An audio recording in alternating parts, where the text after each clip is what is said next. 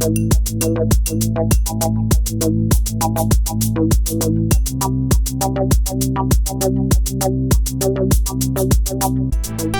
and welcome back to the Push to Smart Water Cooler. This week we are tackling arguably the biggest announcement from E3 this year, which is that Square Enix is finally remaking Final Fantasy VII. For real. For real, for real. Not just a tech demo, but like actual remake game. I have a lot of thoughts. Me too, but they're like clogging somewhere in the back of my throat. Yeah, to kind of lay everything down. So I think it was last year they announced Final Fantasy VII was coming to PS4 and everybody held their breath and it was like, as a PC port. Yeah. And then this year they showed a video that was like, no, we are remaking it, and even said explicitly remake on it. Mm-hmm. Before that happened, a rumor started flying around. I think siliconera.com was the one that really kind of pushed it forward, saying that they had learned that there was a remake, and I made fun of them because it was the most dubious claim in the world. It was just, we have learned. There was no source. Yeah. It was the morning of the press conference. And it was like, it's going to be in the style of Advent Children, which is the most depressing sentence I have ever heard. And lo, there it was. Mm-hmm. So, I never wanted a remake. Did you want a remake? I don't know. I feel like the original holds up very well. So, if I want to experience it again, I feel like I can just replay it or do the PC port that just has like slightly smoother block people. But I don't know. I'm interested to see what they do with it, but I'm also very cautious because of what they have done to the Final Fantasy VII world since the original game's release. Yes. Like, if they try working in everything from Dirge of Cerberus and Crisis Core and Advent Children, then I don't know. It sounds like it's just going to be a mess. So Tetsuya Nomura did tell Engadget that this is a remake, but it will also stand apart from the original. So they are going to diverge a little bit from the original. So I don't know if this is going to be a way of keeping in all those bizarro retcons from Crisis Core while still preserving the original. I will say, I disagree. I love Final Fantasy VII. I've played it a bazillion times, but I don't think it holds up well at all. Really? I think it is severely flawed in a lot of ways, but it's flawed in ways that are interesting. Mm-hmm. And it's flawed in ways that are very telling of the time. Like, it was really the first of its kind in a lot of ways, and it shows those growing pains, both technically as well as in, like, the script, which in English is awful. Yeah. Because it was one poor guy in a room basically being told, okay, you see this 60-hour game, make it work. Yeah. And preface this by saying that you are like the biggest Final Fantasy VII fan I have ever met. I love Final Fantasy VII so much. I do. But it's like, it's one of those things where it is just, when I played it, it was immediately obvious how much love went into it and how passionate it was, even though in a lot of ways it was broken. Like, it's one of those things where you're not only willing to overlook this guy are sick, but it becomes a part of the mythos. Yeah. And the one thing I'm worried about besides, well, not the one thing, but one of the things I'm worried about besides the whole weaving in the awful mythos that was retconned in the prequels and sequels, which I think we can probably get to in a second, but is just like, part of what made Final Fantasy VII what it was it had a very weird tone. Yeah. Like, on one hand, it was very serious, it was very earnest, but then there would be these really bizarre sight gags going on in the background of very serious scenes. I loved those. Or, like, even not in the background, but, like, when you sneak aboard the ship right before Genova and Sephiroth massacre everybody, you know, you have to be in disguise, including Red 13, who is a giant dog who is walking upright in a sailor suit and nobody notices. Yeah. It's like stuff like that. I don't know how they will translate that kind of thing into this HD world. Mm-hmm. And I don't know if I want them to. Yeah. But at the same time, that is so much of what makes Final Fantasy VII what it is that really bizarre kind of tension between the kind of the really ultra serious, really earnest story and these just bizarre sight gags. Or even, like, there's a puzzle that's the one that's been going around Twitter is like there's a puzzle where you have to hit a certain amount of the certain number of buttons in the right order in order to launch Cloud off of a dolphin. Yeah. Or like the whole honey bee end sequence where it's like that could be translated to be very gay panicky. Yes. It could be... Could be.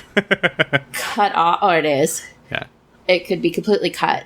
Or it could be improved upon. It's like, I don't know. It's like, is it worth them touching that? Mm-hmm.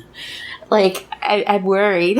Yeah, I know. One of the big things that's been going around is like, what if they don't have the big Don Corneo cross-dressing scene? Mm-hmm. And of course, now you have articles being like, Tetsuya Nomura says, look forward to the HD cross-dressing scene. And it's so bizarre. I know. It's like, I feel like the core you need to, like, they need to keep in mind is that Cloud is really good at hitting things and friendship and nothing else. And so it's like his idea in that scene was like, oh no, my friend is going on this really dangerous honeypot mission. I don't want her to do that. So I will stage my own competing one and try to seduce him instead. Yeah. It's like, if they remember that and how absurd that is, I think they'll get through it. But if it just becomes all about, oh, we have to hit the beat of him getting it a dress because, haha, the dress is funny, then we're going to have issues. Yeah, that stuff kind of makes me nervous. It's the kind of thing that could only happen then. Mm-hmm. Like, in the 90s. It's a very of the 90s thing. Same with, like, Barrett or, like, any of the other characters. Also, just, like, the fact that all this really bad script is going to be voice acted now. It's just problem upon problem adding up in my brain. And it's like, I don't know if I want to even deal with this. Yeah. I completely understand that because I was at a barbecue over the weekend and me and some other people were just kind of talking about video games and like how things may or may not have aged. We were talking about Final Fantasy X in particular and we were like, oh yeah, when it came out we loved it. And then replaying it and I was like, the script is so bad. The voice acting is so bad. But I think part of the reason, like, I have a lot of trouble with Final Fantasy X, but I will revisit Final Fantasy VII, even though I acknowledge it has not aged well, is because it's not voice acted. Yeah. So I can kind of insert corrections.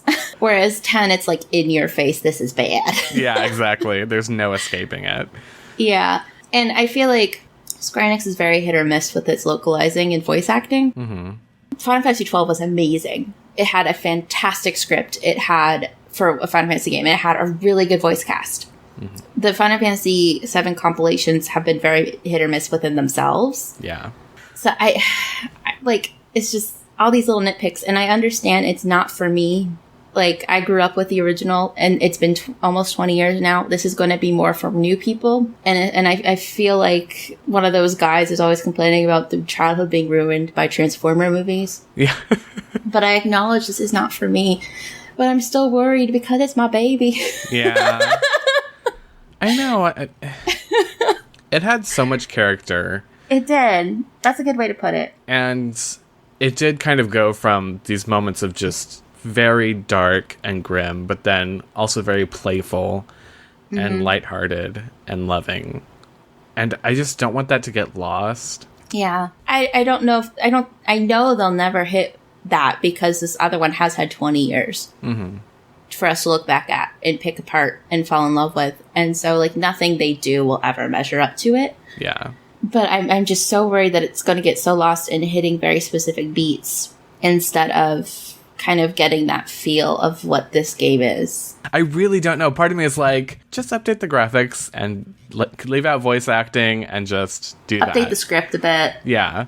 Get those Byakuya's project guys in. And then the other half of me is like, just go wild and try something completely different. And exactly. That's exactly how I feel. It's like, either do the Silent Hill Shattered Memory thing where it's just like, new studio, just take the names and do whatever the hell you want. Mm-hmm. Just keep with the main themes. Or doing more of like Capcom has been doing with Resident Evil, which is just really streamlining them and kind of making them look better. Mm-hmm. And capturing what it felt like to get into the mansion for the first time. Yeah. There are also ways that I feel like the game could be improved upon. Oh, yeah. Well, yeah, I mean, that goes without saying. But one thing that I'm very interested to see is improvements to the cast and how they're portrayed and written and how they interact with each other. Because I know Final Fantasy XIII gets a really bad rap for a lot of reasons, most of which I think are ridiculous. But that's another episode. But one of the things that it did do is that it separated out the cast. So you had, a few characters over here doing their thing, going through an area. while at the same time you had another small group doing another thing, and they kind of weaved into each other. But in that, you kind of got to see the relationships between the characters, as opposed to how everyone relates to Lightning, who is the main character, arguably. Well, 7 did that a little bit. Especially once Ares dies, spoilers, and and Cloud kind of goes into that coma. Yeah. Because then you're forced to kind of work with these other characters, which was a problem for me when I first played, because my main party was Cloud, Tifa, and Aerith, and then, like, 2 are incapacitated, and then weapon attacks. It's like, Yeah, I think that would be really good. And 9 also does a really good job of that, I felt like, especially in the beginning as far as establishing characters. And also how they had those little sequences that you could cut to. Yeah. Which were really nice. And just, like you said, just kind of improving some of the character interactions, and also, like... making Barrett less racist. Yeah. Which I have a really strong affection for Barrett, but he has a lot of problems. But I don't have confidence that Square Enix can do that. And let's be honest, it's a Tetsuya Nomura game, so it's probably going to be a long time before we have to face these things. Yeah. So, I don't know. Yeah, they said for the 20th anniversary, it's definitely going to be like 2020. Yeah. I'm very curious. I'm not like losing my shit. I'm not like upset that they're doing it. I'm just very curious. This was the remake that everybody has been asking for forever. Except Stacey. Yeah. Stacey never asked for this. Except for the biggest Final Fantasy VII fan. But no, it's like you could not do a Final Fantasy interview since its release basically without somebody asking the question, Final Fantasy VII Remake? And them kind of skirting the issue. So now it's finally happening. Yeah, everything about it is so weird of the time, too. Like, the whole thing with eco-terrorists. Like, that was the hook. That doesn't resonate in 2015 as much as it did in, like, 1997. Though I guess the hook now is more like, it's Final Fantasy VII, guys. I don't know. I could see the hook, we're ruining the world, and the world is fighting back in a way. I don't know. I'm just a big bag of I have no idea. Yeah, I was just a ball of nerves over all this. And it's like... I know it doesn't affect me, but I also know I'm going to buy whatever overpriced collector's edition they release with a Cloud statue. The $500 one with, like, a motorcycle that Yeah. houses the discs instead of wheels. The Harvey Daytona. Yeah. Yep. That will be me. I'll be like, I hate everything. Give me one, please. So let's talk about the elephant in the room, named Gackt. You mean G? Genesis. Genesis? Capital G? I hate everything that added. I hate it. Like, the whole thing with the goddess. There doesn't need to be a goddess. The planet was already divine in itself, and that was cool. And that was the whole point. Yeah! They just kind of... When it came to, like, the compilation... where they just kind of expanded the universe. I liked a lot of Advent Children, even though it's a film, it does not work. I like the idea of making it more of a melodrama in, like, the novellas, even though there's some kind of problematic stuff in there. But the whole expansion of the mythos outside of that, like, I hated everything. Yeah. Like, literally everything. The problem that I had is that you already have so much to work with. Why are you creating all this new bullshit? Like, you have the ancients and you have the world and Mako and the live stream, and why are you adding goddesses and Gackt to it? Yeah. Yeah, it's just, that especially just made no sense because it seemed, and maybe this is sort of a product of the one guy in a closet translating it in 1997, maybe some nuance was missed. But it felt like, very much like the point of the original game was like the planet itself was a sentient being almost. And that when we abused it, it fought back. So, recycle. Yeah. And to add like a weird second kind of divine being was just bizarre. And it's like, well, what are you doing? And it kind of took away from... Yeah. Kind of the mystery of the fact that this planet was alive in a way. Just the whole thing with Hojo and Lucretia. Yeah. Just, I hated that. Let me just list off the things I hate. Yeah, because that was my reaction to it. It's like, oh, remake, I never wanted this. Okay, whatever. Wait a minute. What about Gackt? Oh, no. What about Hojo? What about Dirge of Cerberus? And the less said about that, the better. But I do wonder if, because, like, Tetsuya Nomura interviews I'm relearning now, are just a pain in the butt. They say nothing. And I'm wondering if this is what he means by the whole, it's a remake, but it will stand by itself. Like, is it just going to incorporate all this bullshit from the compilation? That's the thing I don't understand is it remake and it'll stand by itself because it distances itself from the extra materials, or because it embraces those extra materials? Yeah, I don't know. And based off Kingdom Hearts, I'd say that it's more likely that they're embracing them. Because Kingdom Hearts is just one of those series where, like, it just adds stuff. It just adds everything. The kitchen sink. And instead of, like, continuing story, they'll be like, okay, we're doing a prequel game to the next game that sets up the next game. That's kind of why I gave up on Kingdom Hearts. Mm-hmm. Like, I summarized this to a friend. It's just like, I'm just tired and don't want to fight anymore. I mean, all we're going off of is a trailer and our worst fears. Yeah, and I didn't even think of, like, the love triangle coming back. Yeah. Oh my god. Resurgence of the shipping wars. Veteran. Don't want to do it anymore. I'm tired. I've been fighting this fight for 20 years. I know. It's one of those things where it's like, if someone says, it's like, I don't care, but you're totally wrong, just so you know. I'm that way with a lot of things. So that does it for our discussion on Final Fantasy VII the Remake. Now we want to know your nebulous, unknown opinions on what this game could be, what you're afraid it will be. Let us know in the comments. I'm sure we're going to have a great discussion about it.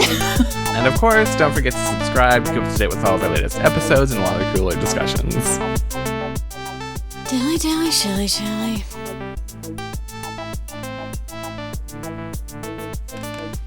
Dilly dally, shilly shally.